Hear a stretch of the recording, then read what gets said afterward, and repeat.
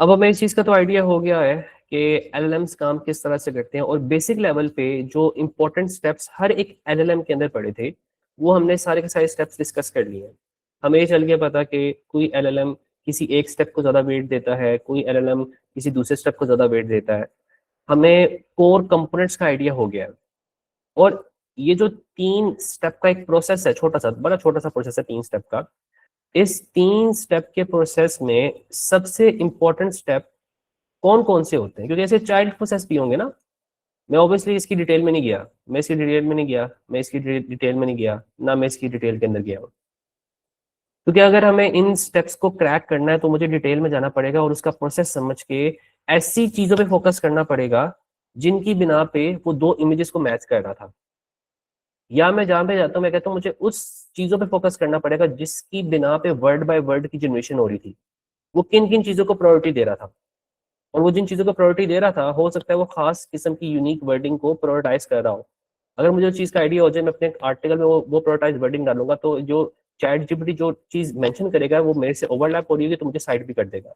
इसी तरह से आप कहते हो कि आपकी क्यूरी है, ठीक है, अगर मैं क्यूरी को समझ जाता हूँ, यूजर की क्यूरीज, यूजर क्यूरीज किस तरह से करते हैं और डिफरेंट चैट बॉट्स उन क्यूरीज को एक्सपैंड किस तरह से करते हैं, तो मैं क्रैक कर लूंगा एक छोटा सा सिस्टम के भाई अगला बंदा जो है यानी क्लॉड जो है वो किस तरह के आर्टिकल पसंद करता है।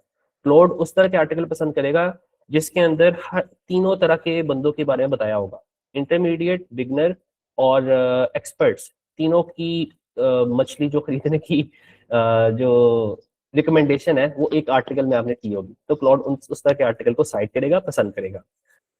And if I talk about chat GPT, तो अगर मुझे इस चीज का आइडिया हो जाएगा सारे प्रोसेस का, तो मुझे आइडिया हो गया कि अगर मुझे साइटेशन लेके आनी है इस एक खास क्यूरी के ऊपर तो मुझे किस तरह का आर्टिकल लिखना है। सो अब मैं आपको ये चीज ना स्टेप बाय स्टेप ब्रेक करके बताऊंगा कि इस सारे प्रोसेस में से कौन से इंपॉर्टेंट स्टेप है जिसको हमें डिटेल में देखना है। सबसे पहले क्यूरी फैन आउट, ठीक है। कोई भी एलएलएम होता है ना, वो एक क्यूरी को ना मल्टीपल क्यूरीज में कन्वर्ट करता है। So step number 1 is fan out queries. और इस क्यूरी फैन आउट का मकसद क्या होता है कि आर्टिफिशियल इंटेलिजेंस ने या फिर आंसर इंजन ने इंटरनली आपकी एक क्यूरी पकड़ी और उसको 6 से 8 सब क्यूरीज में कन्वर्ट कर लिया। फॉर एग्जाम्पल मैं बात कर लेता हूँ, यहाँ पे मेन डिफरेंस आएगा। आपकी मेन क्यूरी क्या थी? आपकी मेन क्यूरी थी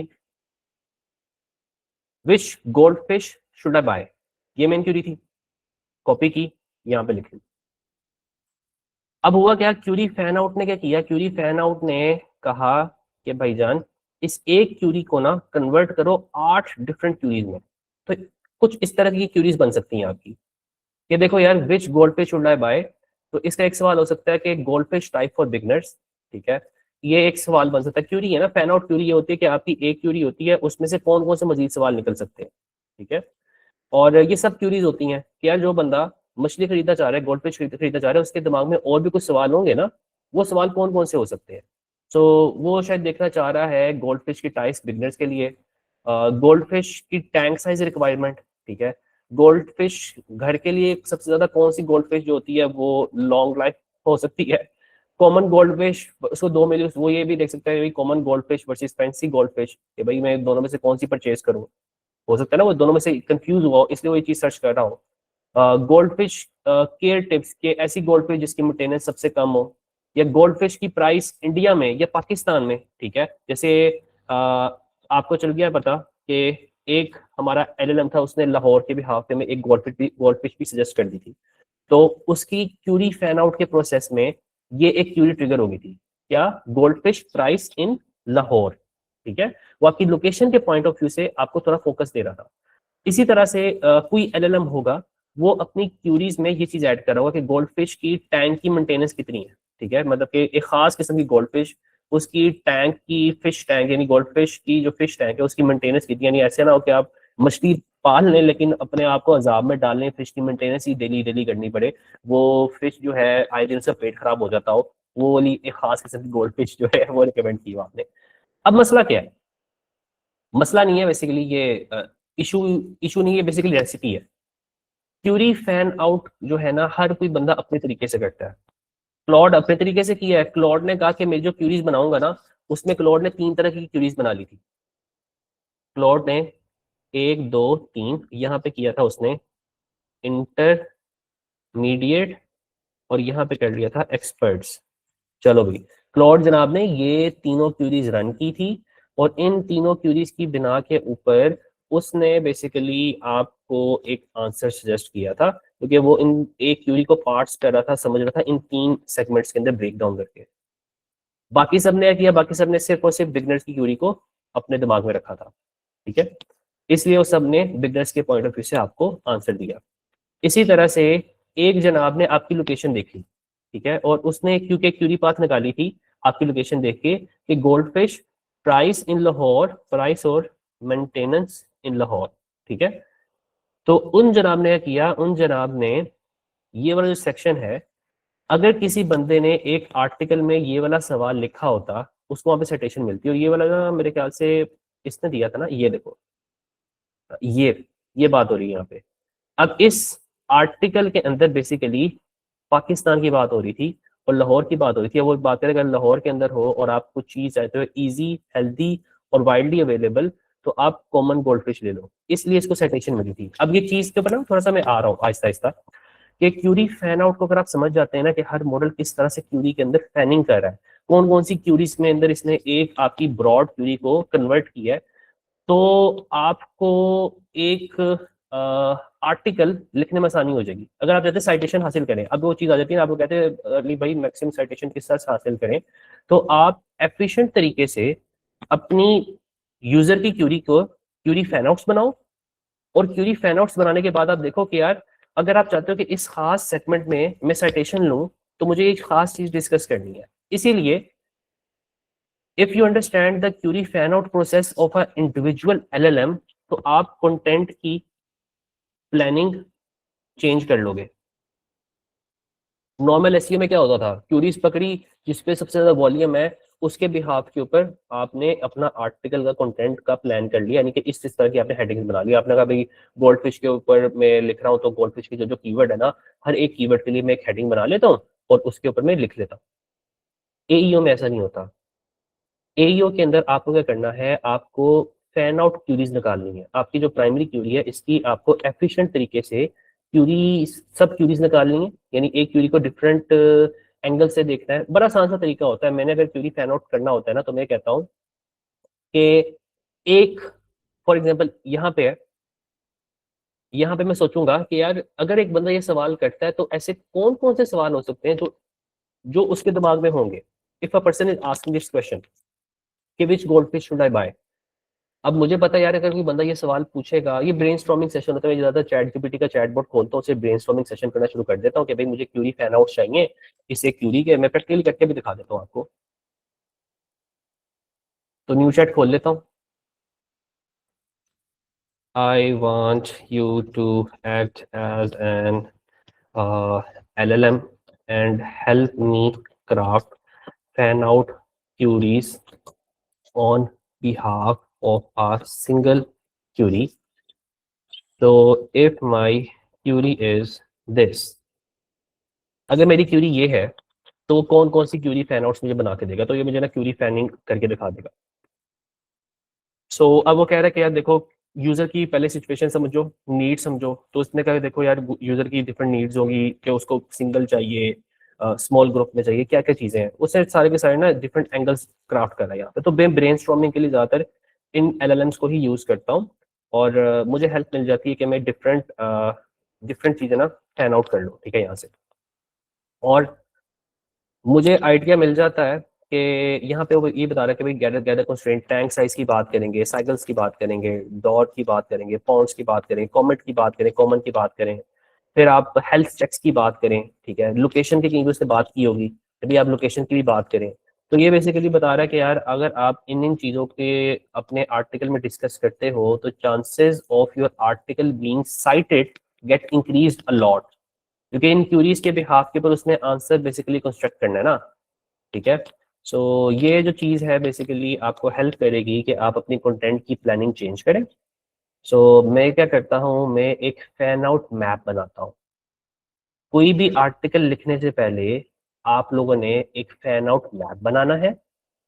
किस तरह बनाना है फ्यूचर में दिखा दूंगा आपको। एक आर्टिकल के लिए जो फैन आउट मैप होता है, इसमें आपने लिखा होता है कि ये क्यूरी जो है इसके रेलेवेंट ये सवाल मेरे बनते हैं जो यूजर पूछ सकता है, और उसकी बिहाफ पे आप एक आर्टिकल का कंटेंट डिजाइन करते हो। अगर आपने एक आर्टिकल का कंटेंट लिखा होता best goldfish to buy, तो वो कभी रैंक ना करता, वो कभी साइट ना होता आंसर इंजन के ऊपर। ना तो वो साइट होता, ना अगर साइट ही नहीं हो रहा तो आप आंसर इंजन का जो रिस्पॉन्स है वो चेंज ही नहीं कर सकते। तो एट द एंड बात घूम फिर के वहीं पे आ जाती है कि अगर अगर आपने आर्टिकल लिखा होता on this best gold fish, तो एआई इसको इग्नोर कर देता, क्योंकि आपके सब इंटेंट्स कवर ही नहीं हो रही।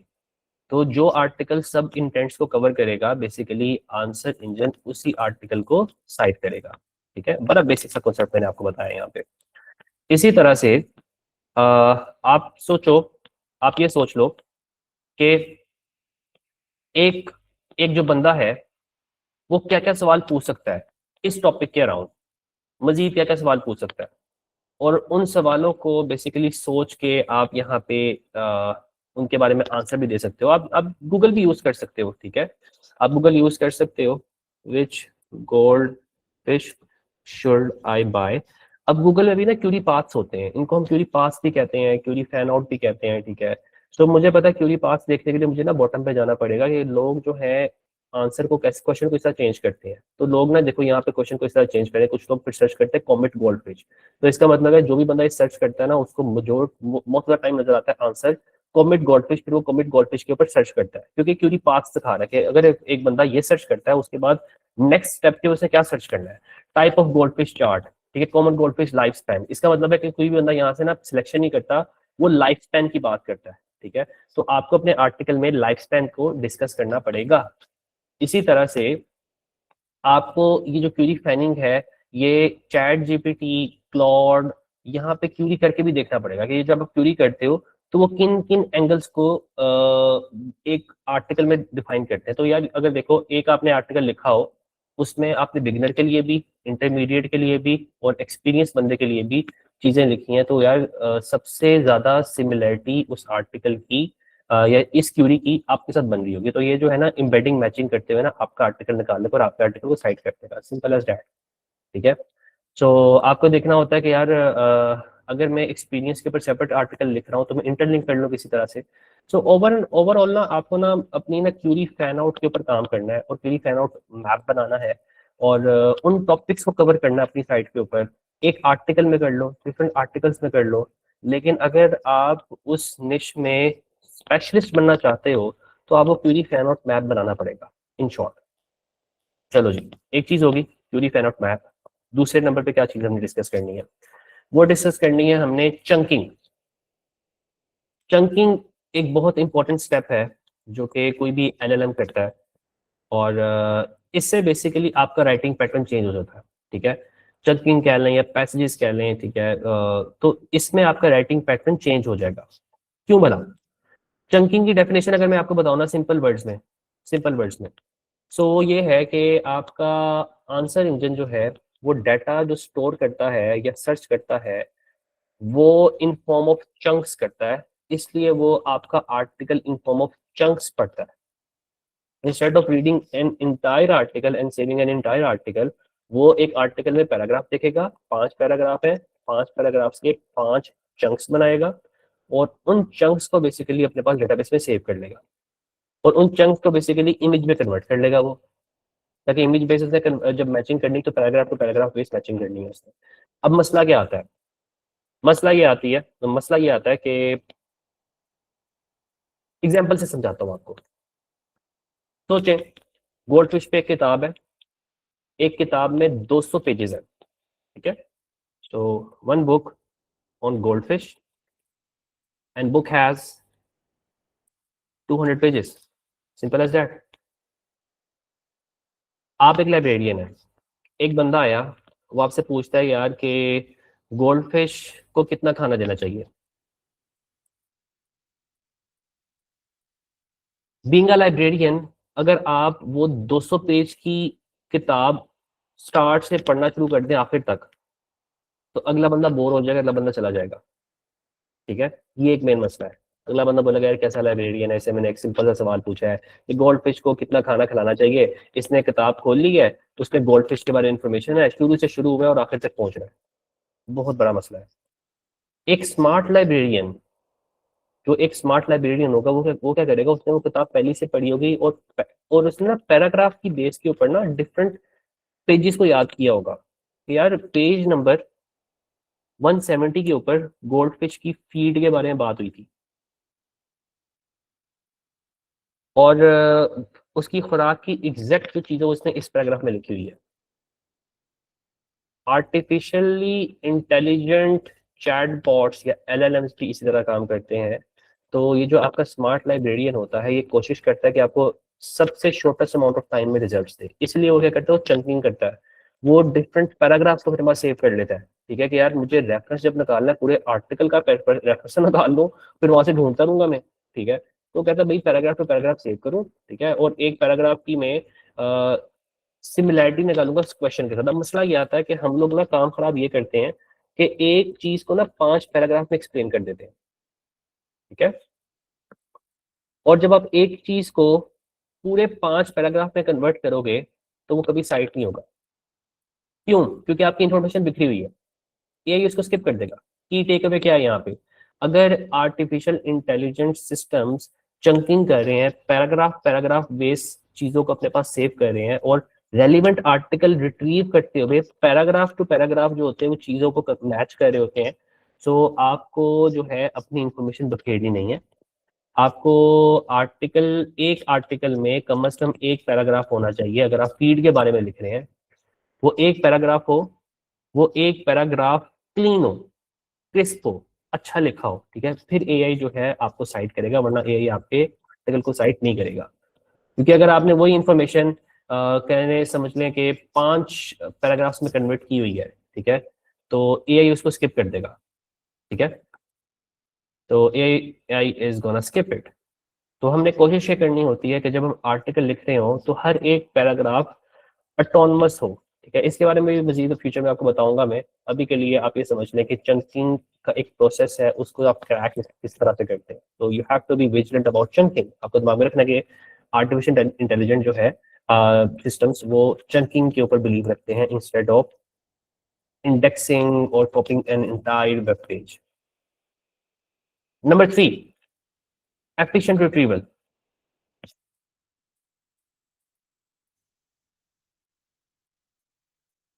अब ये जो एफिशिएंट रिट्रीवल होती है ना, उसके ऊपर 3 मेन फैक्टर्स होते हैं। नंबर 1, कंसिस्टेंसी, कि आपके जो जो भी वेबसाइट है, अब देखो ना, उसने मैचिंग की इमेजेस की, साइकिल की, उसने कहा साइकिल की 100 इमेजेस हैं, या आपके पास गाड़ी की इमेज आई, आपने मैच की, आंसर इंजन ने 10 इमेजेस निकाल दी।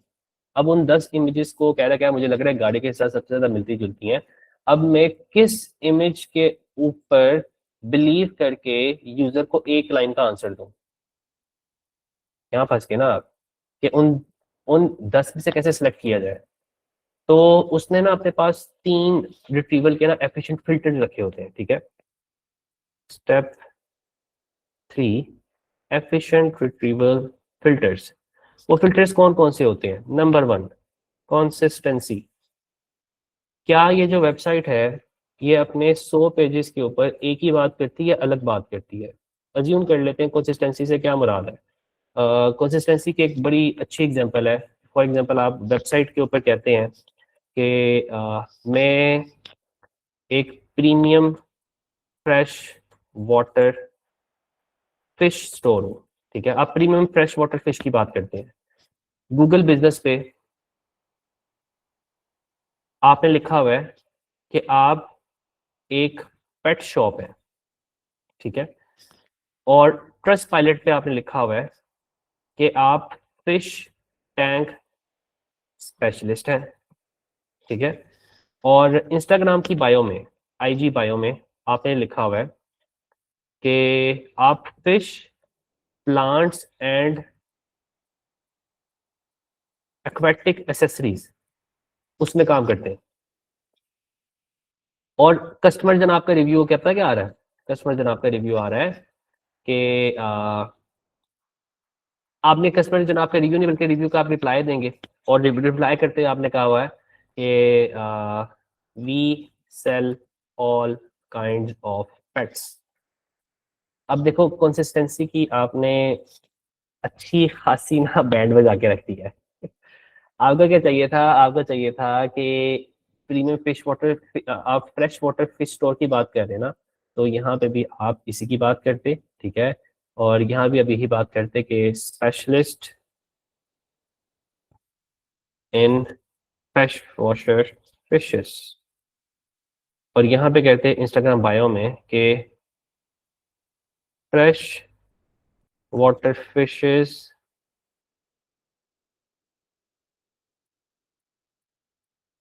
एंड देयर एक्सेसरीज, ठीक है।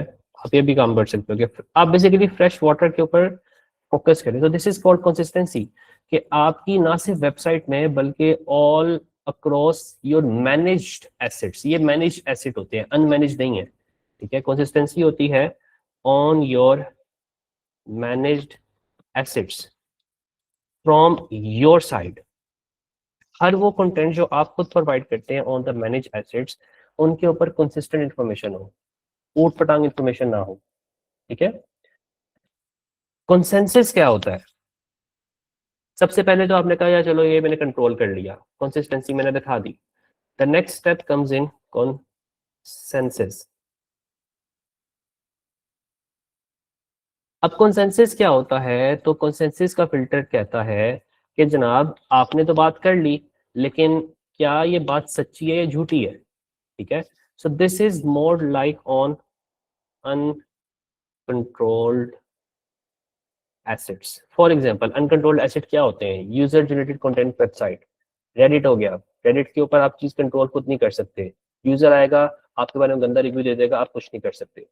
ट्रस्ट पायलट, ठीक है, ये ट्रस्ट पायलट की डिस्क्रिप्शन थी, it was not a review, ठीक है, ये डिस्क्रिप्शन है। फिर बता देता हूँ, ये कस्टमर रिव्यू का रिप्लाई है, ठीक है। कंसेंसस के अंदर क्या है? कंसेंसस के अंदर कस्टमर का रिव्यू आ जाएगा, ट्रस्ट पायलट का रिव्यू आ जाएगा, रेडिट के ऊपर आपके रिगार्डिंग पोस्ट आ रही होगी, ठीक है। तो ये तो वो तमाम चीजें होती हैं जो कि आप खुद कंट्रोल नहीं कर रहे, तो these are like uncontrolled assets, ठीक है। और कंसेंसस के अंदर होता ये है कि यार अनकंट्रोल एसेट्स वही वो सेम बात कर रहा हो कि आई बॉट, कोई फ्रेश वाटर फिश की बात करते हैं तो गोल्ड फिश की बात करते हैं, गोल्ड फिश फ्रॉम देम। अब रिव्यू में ये ना लिख रहा हो कोई अगला बंदा कि I bought plant from them, ठीक है। अगर वो लिख रहा है, ठीक है, तो उसको लिखना चाहिए था कि I bought aquarium plant from them for my fresh water fish। सो इसके अंदर और दूसरे रिव्यू में फर्क है, ठीक है, तो आपको इसे ना करेक्ट करना पड़ता है, ठीक है। तो इसलिए यहाँ पे फिर रिव्यू की मैनिपुलेशन भी आती है, क्योंकि यू कांट कंट्रोल इट।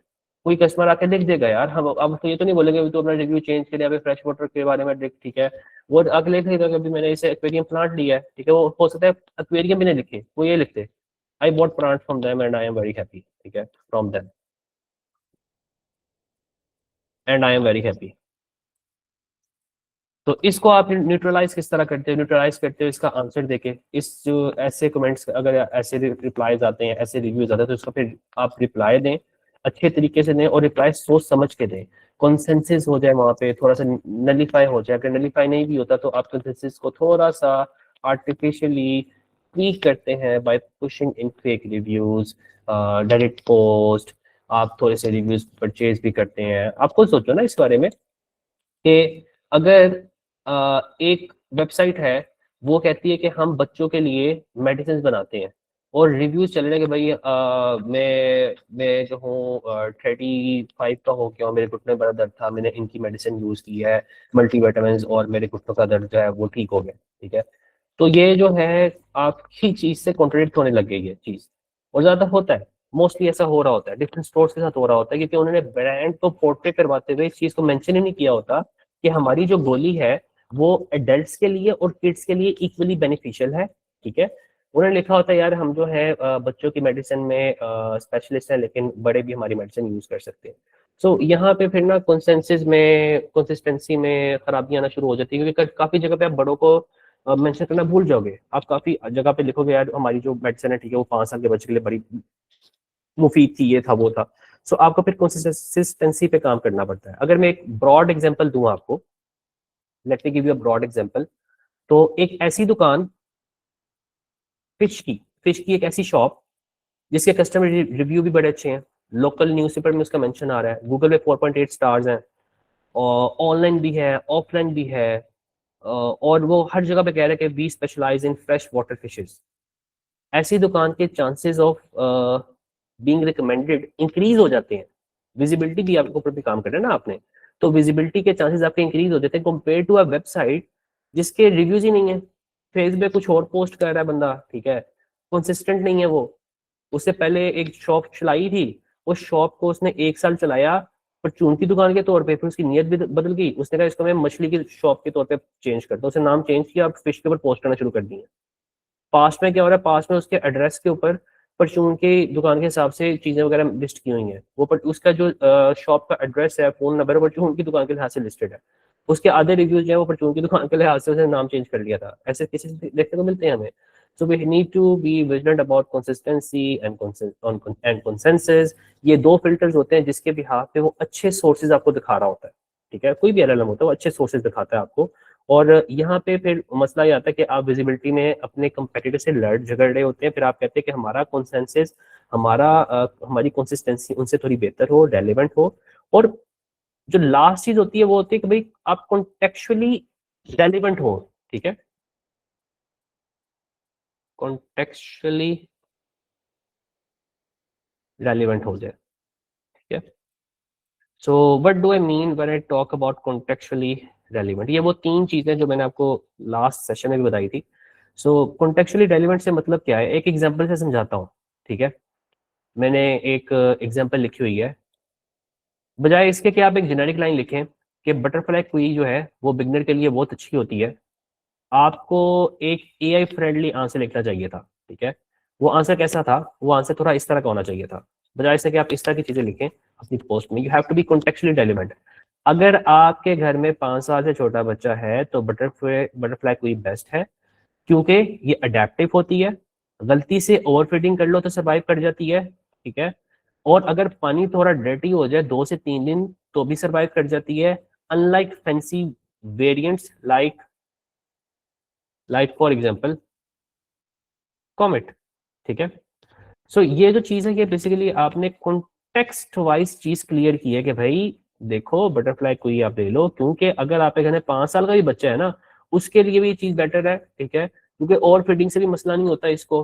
ठीक है, इसी तरह से डर्टी हो जाए पानी वो उसके लिए भी बेटर है। तो in every angle this fish is super friendly. तो you have mention it more like contextually relevant.